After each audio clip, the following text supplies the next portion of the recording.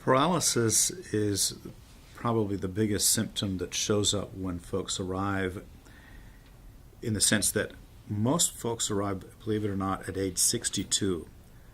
That is an enormous amount of paralysis, meaning that folks have hesitated to address this issue or even to admit to themselves that the issue is much more complex than they realized. So there's lots of evidence of paralysis, and most of it is lack of understanding, lack of feeling equipped, lack to address the subject, lack of the ability to actually have a conversation about money. Most people have a very difficult time with that. It's such a taboo subject in our society, most societies. So our job is to first begin a conversation and begin establishing common vocabulary when we use terms, and then slowly build on that. And the more you understand what to do and what is impacting you, the greater your courage will grow, that it's not rocket science. It is complex, but it's not rocket science. It's something that needs something you build upon as you go forward. What came to mind is I often use nautical themes. I've never sailed a sailboat before, but if you picture a sailboat, especially the old clipper ships, there's a lot of complexity there. There's a lot of simple things, a lot of simple forces at work, from the water, the temperature, the wind, but it's simple but not easy to sail. It's the same thing with money. It's simple but not easy because of the complexity, and the complexity increases as we retire. So our job is to raise a person's courage that every piece is doable, manageable, and I like to say, don't fret the wind, adjust the sails, and people know that. But it's, if you don't know how to adjust the sails, you immediately start fretting. So our job is to show you slowly, with competence and with some patience, on how to proceed in a way that you're confident is aligned to what's important to you.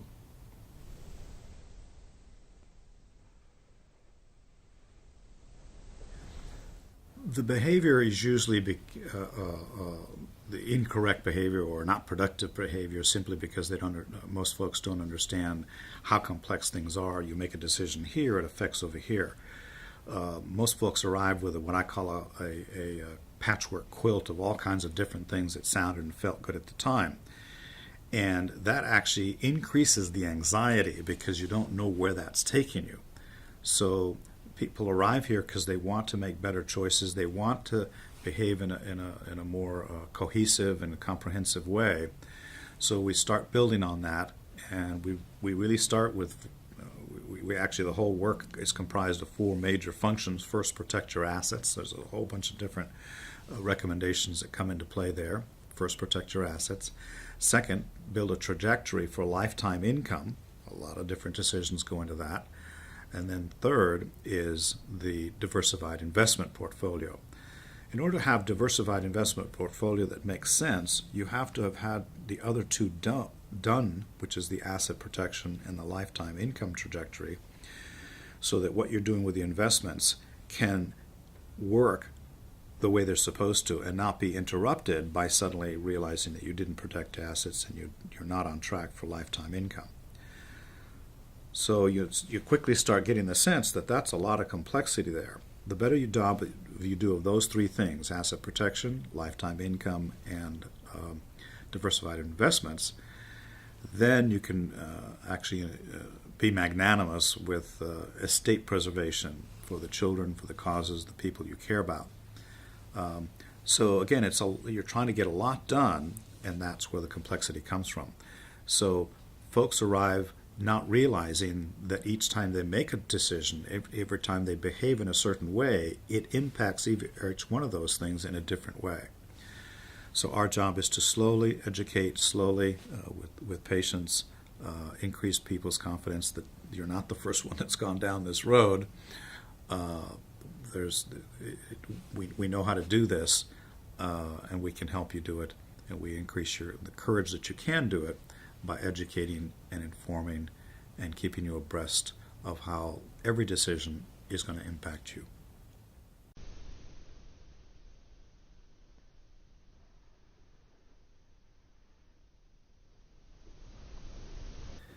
Yes, that's pretty much what we do. The bulk of our clients are near retirement age and retiring, and of course retired as well.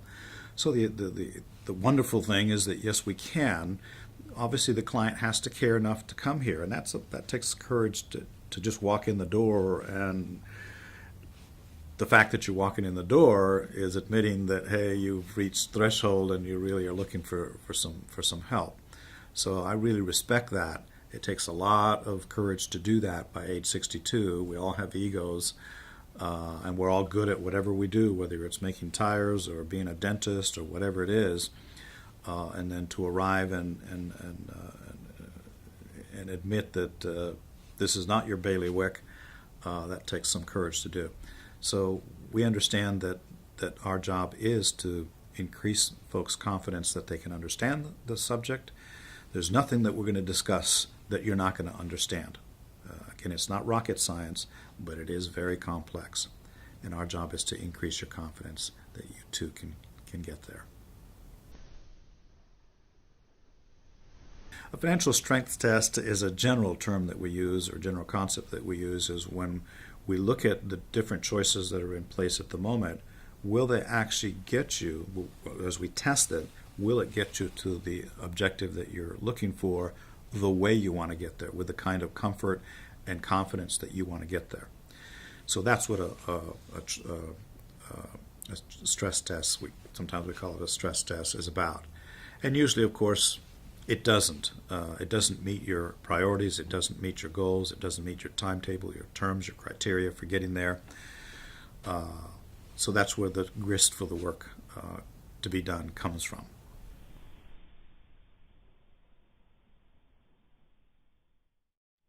A financial strength test, in essence, demonstrates the weaknesses and the strengths that you already bring to the table with the assets or the particular structure that you have.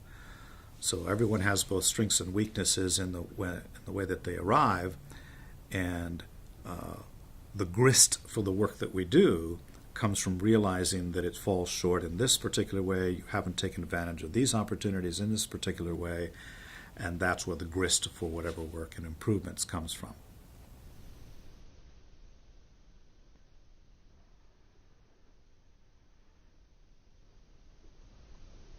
Well, there shouldn't be any blow. But we do that simply by increasing their confidence that, number one, they can understand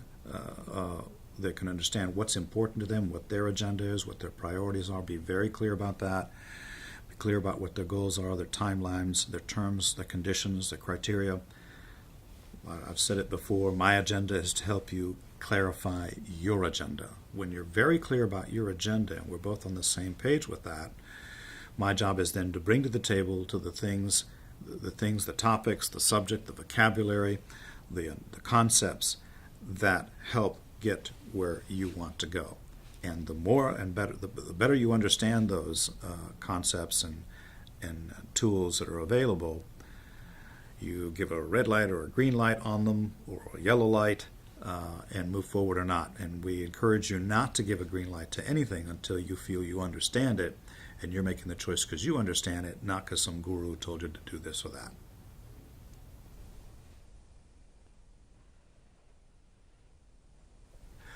What we're probably most proud of, most proud of, is that I'm seeking to connect with each individual couple. If that connection isn't there, I don't know how successful we can be. That is to say that it can't be just a transaction. It can't be just a business relationship. We're talking about people's dreams, their hopes, and failure is not an option. It just isn't an option. So it is that level of care and that level of commitment that should distinguish us and should resonate between us, that's going to make a successful relationship going forward.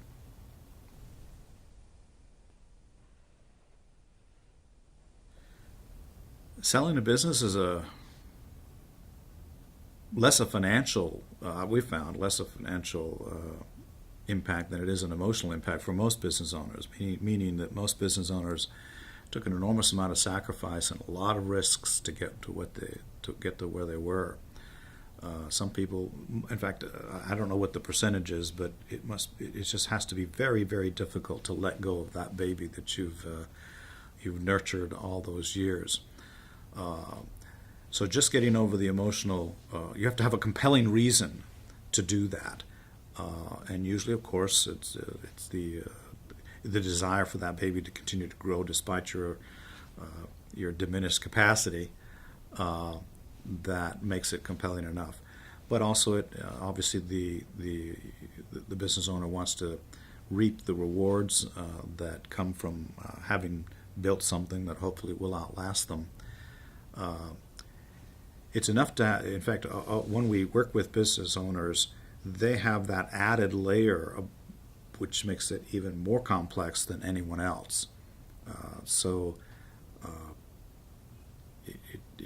empathize just as a human for how much it takes to do that. It really is quite amazing to see the kind of wholesale commitment that folks have to a business that usually is not there when it's a profession or something else. Not to diminish the professionals, because we have more of them probably than anything else. But my hat goes off to a business owner trying to go through that transition. We've got several clients right now. We have 5 different clients. They've inherited a lot of money, and they've never had that kind of money. And of course, everyone has a different level of understanding or different level of comfort with money. So we have the same kind of conversation with them that we do with anyone else, is help them get clarity about what's important to them, convert those intangible things into priorities, then convert those into goals, then from those you will also try to find out, and you will find out, we'll educate you and help you be very clear about your terms and conditions and criteria for going forward. So it's a very similar process that we do with anyone else. And usually it's very gratifying and quite enlightening to folks like that they're not the first ones, that this is a well-trodden path. And in order for it to be successful, you want to enjoy the process of discovery of what your priorities are. And usually it's a fun process because